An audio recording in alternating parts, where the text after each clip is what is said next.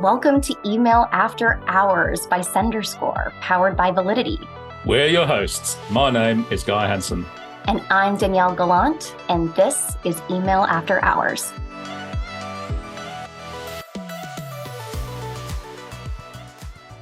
We know the best email marketers out there are total data junkies.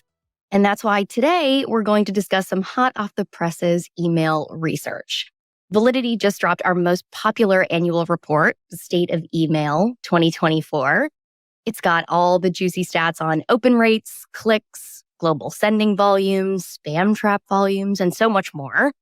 And this report harnesses Validity's global data network, which pulls in data from 2.5 billion, yes, billion inboxes worldwide. It's a lot of data. And to help make sense of these findings, we're pulling in one of Validity's top email experts, Laura Christensen. Laura's been in email for over 20 years, so that's about as long as I have, but she doesn't have as many gray hairs as I do. And she leads a team of fabulous Validity email strategists who work with programs all over the world to drive awesome results from the email channel. And just FYI, Laura is also Danielle's boss. No pressure, That's right. Danielle. We got to keep it clean today. Got to keep it clean today, guys. Welcome, Laura. Thank you so much. I'm happy to be here. We always kick it off with an icebreaker question. And this is one that when we were going through and we knew you were going to be the guest today, I was like, I really want to ask this one. So I'm going to. Laura, if you could look into one famous person's email inbox, who would it be and why? Oh my goodness. Well, I'm going to disappoint you probably because I'm going to give such a nerdy email answer, but I would actually pick Sundar Pichai. I don't know that he's considered super famous, but he is the CEO of Google. Oh. And I just look at all of the changes that have come with Gmail over the years. I know we're going to talk about Gmail a lot today, but I would love to peek into his inbox, maybe get a sneak peek of what's to come for Gmail as well. And even just know, does he use tabs? Yeah, and I bet none of his emails go to Gmail spam. Right? Exactly. There we go. Right, now, to give our listeners today an idea of what they're in for, let's go around this group, and I want each of you to choose one word, just one word, to summarize the email landscape over the past year. Laura, you want to go first? Sure. I would say evolving. I look at all of the changes that happened last year, and really it's all been leading up to the changes that came last year. When we look back at BIMI in 2020, MPP in 2021, Chat GPT in 2022, and then Yahoo and Gmail announcing their new sender requirements last year. It's ever changing, ever evolving, which can be challenging, but it's also one of the things I find most exciting about our industry.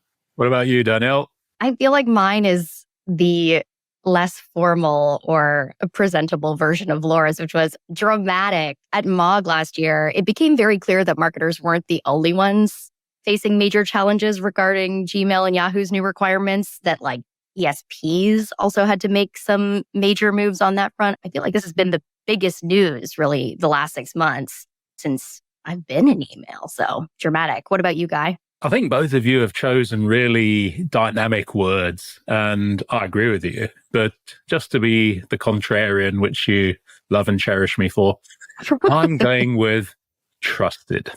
Because I think that while many of the recent developments from the likes of Apple and Gmail and Yahoo, etc., have definitely given email marketers some sleepless nights over the last year or two, ultimately, all those developments have actually contributed to keeping email a very trusted channel, which is highly valued by senders and their customers because of that. Evolving, dramatic, trusted, 3 words that describe the email ecosystem and come up frequently in my own therapy appointments. Anyway, let's kick it off with the big picture and talk about global email volumes. So approximately 360 billion emails are now sent every day. That's around 250 million emails per minute. Someone did that math for me. And notably, about 85% of those messages are spam. And Laura, we ask this question, and as deliverability experts, we are asked this question all the time. What are some of the top things that senders need to keep in mind to stand out in the inbox and not just add to the noise? Yeah, we do get asked this question all the time. So first, it's how do I reach the inbox? And then once I am reaching the inbox, how do I make sure I'm getting noticed? And really, it comes down to three things I would tell senders to focus on. First is hyper personalization. We've been talking over the past year a lot about AI, certainly the good and the bad that comes with AI, but it's worth noting triggered emails generate more revenue, up to 10 times more revenue than kind of those standard business as usual emails.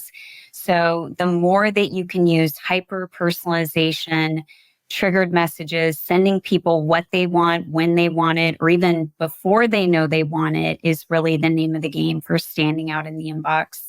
Also, Bimmy implementation. So if you have not jumped on the Bimmy bandwagon, what are you waiting for? It's really a no-brainer at this point, given Gmail and Yahoo's new sender requirements for DMARC. So you're already halfway there in getting compliant for those new sender requirements. So definitely Bimmy implementation, having that logo with your email in the inbox. And then one that maybe isn't as much on everybody's radar because it's not trendy, but it's really just the tried and true competitive intelligence. So knowing when your best sending windows are, I would say keep your friends close, but your competitors closer, knowing what they're doing, being in their business, and just making sure that you're knowing when are they sending, when are they not sending, what are they sending. Mail charts is something internally that we leverage all the time in getting that peek at what our clients' competitors are sending. So certainly tools and resources like that make it a lot easier than it has been in years past to keep on top of what your competitors are sending and when they're sending it. I think some great ideas there. I love the bit about hyper personalization. We had the email team from Asda on our latest State of Email webinar, and they send tens of millions of emails every month. But they were saying that their objective is to make sure that every single subscriber feels like they're getting a VIP experience. So I think you're absolutely on the money there. Now, when inboxes are this crowded, it's more important than ever for senders to maintain a really positive reputation with the mailbox providers. But unfortunately, the data in our report seems to be showing just the opposite. In 2023, spam complaint rates more than doubled. Our previous report, we were quoting about 0.03%. They've now grown to 0.07%. And definitely this year, in 2024, complaint rates are under increased scrutiny because of Gmail and Yahoo's new bulk sender requirements. And we do think positively that this metric's going to reduce again because of this increased scrutiny. But I guess the question, marketers are now very, very focused on staying below that 0.3% threshold that both Gmail and Yahoo have stipulated. So, Laura, what can senders be doing to try and keep this metric as healthy as possible? Well, I think clearly knowing is half the battle, right? So making sure that as a sender, you do know what your threshold is. So things you can do like signing up for all available feedback loops. There are a number of really valuable reputation tools that are out there, whether it's SenderScore or GPT, SNDS, Yahoo's newly announced and eagerly awaited monitoring tools. And then on the consumer side, it really, again, I wish there was an easy button, but we have to be mindful of what our subscribers want to receive. So recognizing that it is not just an email address, there's a person on the other side of that email address. So we have to think about what would be causing them to complain. So are they getting too many emails? Are the emails not relevant to them? Or worst case, they don't even remember subscribing in the first place. So starting off the relationship in a positive way by asking them what they want to receive, having preference centers and asking them what content they're interested in, how often they want to be contacted. That can also go a long way to prevent those dreaded complaints down the road. Totally agree with you that there's just no easy button for that. But those are great recommendations. Yes. And now let's move on to a maybe more positive subscriber engagement metric. Let's talk about open rates. And one of the most common questions I got from clients in 2023 was, are opens even relevant anymore?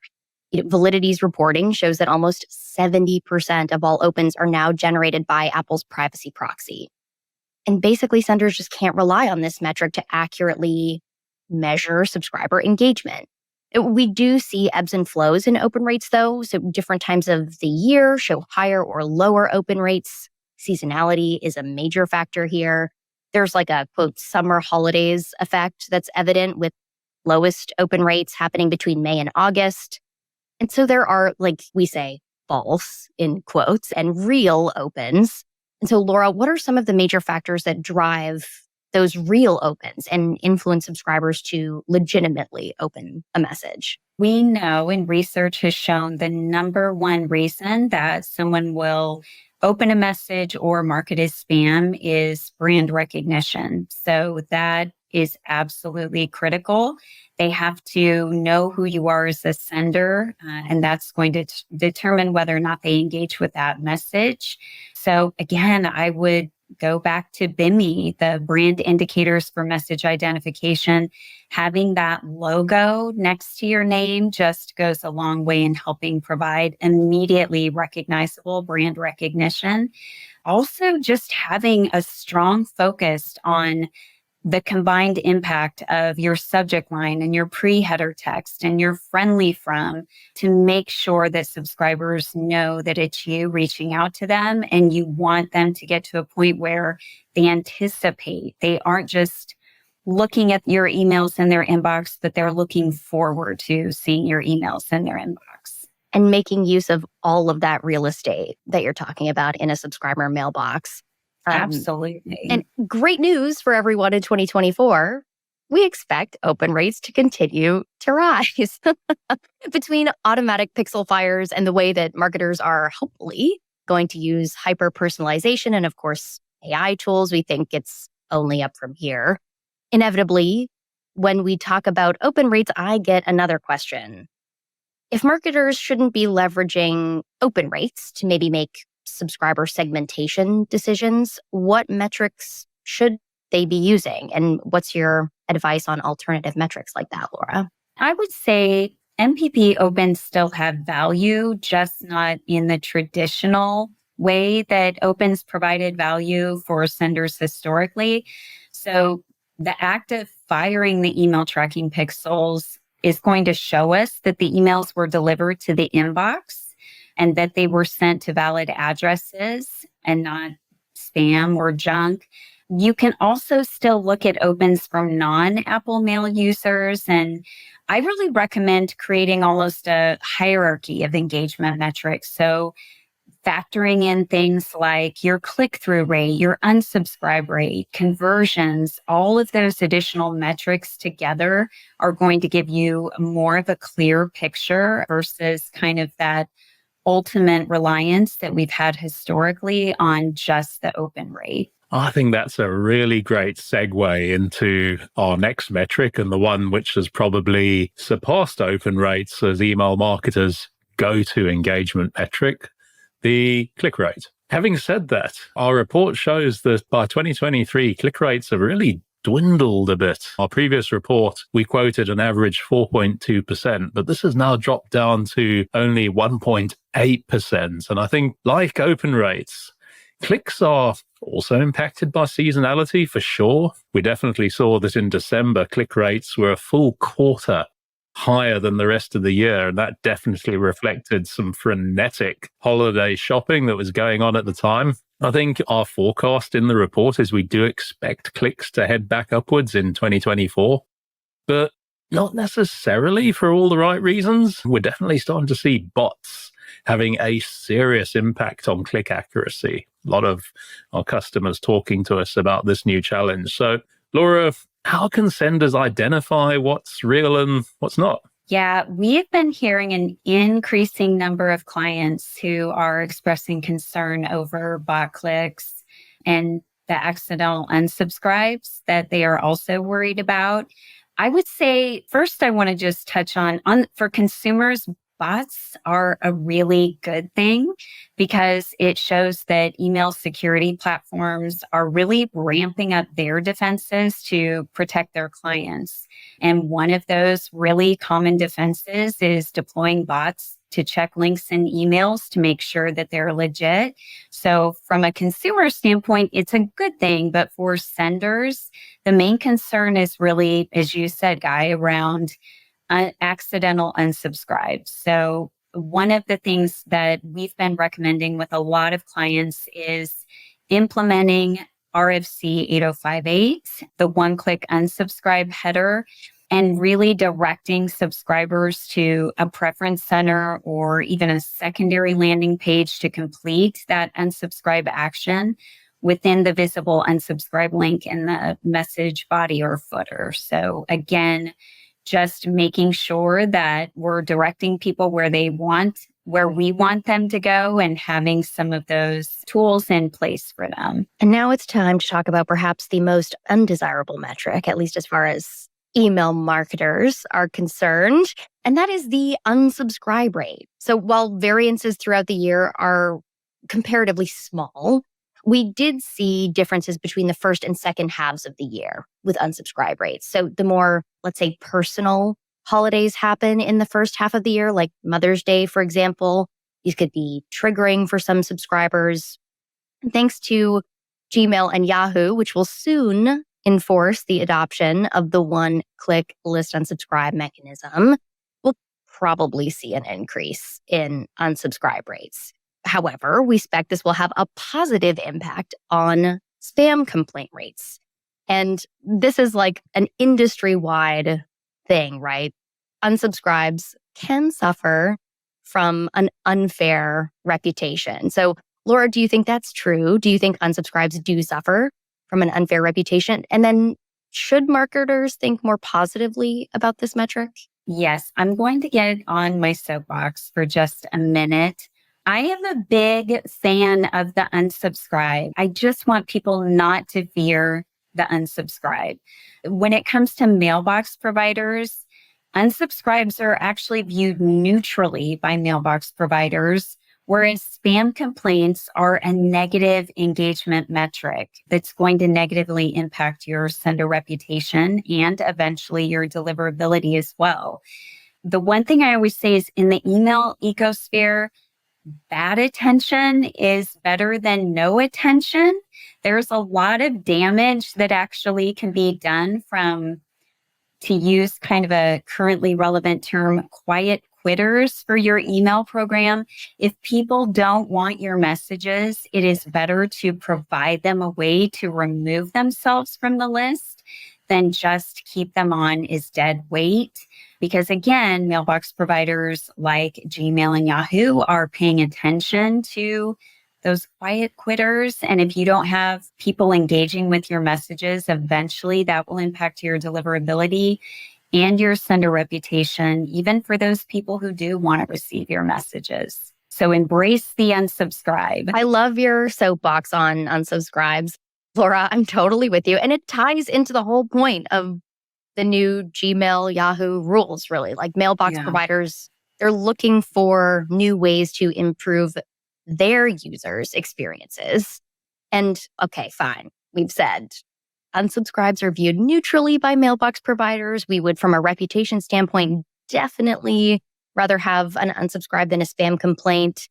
Now, it's fair to say that unsubscribe mechanism is certainly more visible. And for the sake of the marketers out there, they, of course, want to know how can they avoid being the ones that are cut off here? How can they prevent that? Yeah. So once again, I would say if you haven't already implemented one-click unsubscribe, run, don't walk to your email service provider as soon as possible so they can help you get this set up. again, you don't want to get into a situation where a mailbox provider is blocking your messages for everyone. Just provide an easy unsubscribe option for those select few who no longer want to receive your messages. The other thing that I would say is make it easier to unsubscribe than to mark your messages spam. So again, it sounds like a no-brainer, but remove those friction points, make your unsubscribe visible, do all the things, because when it comes to people who don't want to receive your messages anymore, they will take the path of least resistance. We want that path to lead them to the unsubscribe versus the spam button. And then one thing I have not seen as many senders adopt, but hopefully we'll see more continue to do this, is snooze functionality.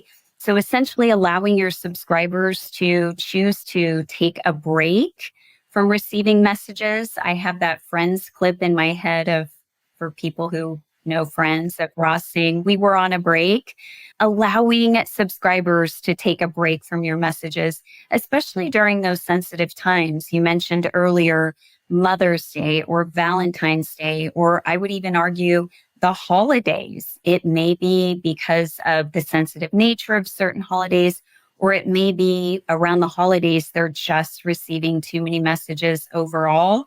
So allowing people to select that snooze functionality.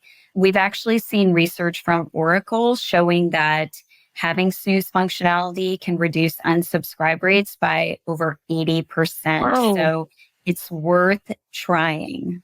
I'm with you. And you know what? I'm probably the oldest person in this conversation by a good 10 years. And guess what? I love a good snooze. I was going to say, just because Laura was bringing up Valentine's Day, another reason is like, or if somebody got dumped, listen to the last episode or the Valentine's Day of Email After Hours. No, I didn't get dumped. I'm still married. We're anyway, right.